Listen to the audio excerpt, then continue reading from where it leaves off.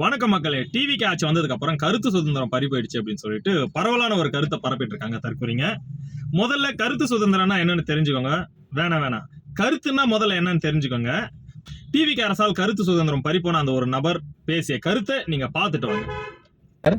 சஞ்சயா, ஜெய்சன் சஞ்சயா, ஓ CM ஓட பையனா? ஒழுங்க ஜெய்சன் சஞ்சய், எப்படி இருக்கீங்க? ஓ ஓகே ஓகே ஓகே. அப்பனை காணுமா? அது நான் என்னங்க பண்ணிட்டேன், அவர் இங்கதான் பனையூர்ல இல்லைன்னா பட்டினமாக்கத்துல இருப்பாரு. பட்டினமாக்கம் போனா பார்க்க விட மாட்டேங்கிறாங்க. என்னங்க பண்றது, 4 மணிக்கு மேல நடிகர் நடிகைகளோட ஜாலியா உல்லாசமா இருக்காரு. உங்க அப்பா பெத்த மகனுக்கு இடம் இல்லையா? சரி ஓகே. அம்மாக்கு நீதி வேணுமா? ஓ கணவனை தேடும் மனைவி.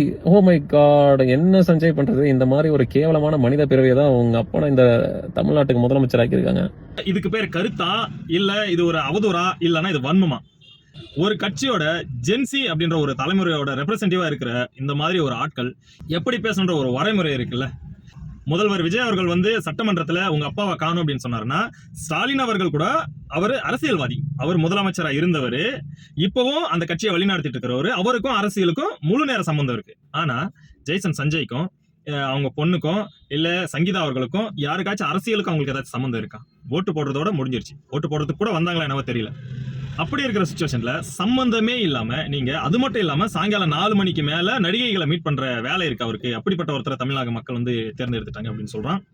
இவனை அரெஸ்ட் பண்ணாம என்ன செய்யணும்? இதுக்கு முன்னாடி இருந்த கவர்மெண்ட் இருந்தா கூட இதை இவனை அரெஸ்ட் பண்ணாம விட்டுருக்குமா? இப்படிப்பட்ட வார்த்தைகளை பேசியிருந்தா.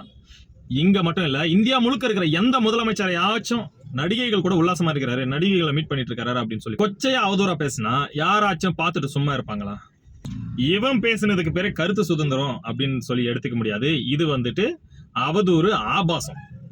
உண்மையிலே அவன் மேல டிஃபமேஷன் கேஸ் போட்டு ஒரு 2 கோடி ரூபாய் அவன் மேல மான நஷ்ட வழக்கு போட்டாங்கன்னா, உண்மையிலே அந்த சூப்பு காஞ்சிச்சுன்னா அதுக்கப்புறம் வழிக்கு வருவாங்க. இந்த மாதிரியான அவதூறு பேச்சுக்கள்லாம் வராது. நன்றி மக்களே.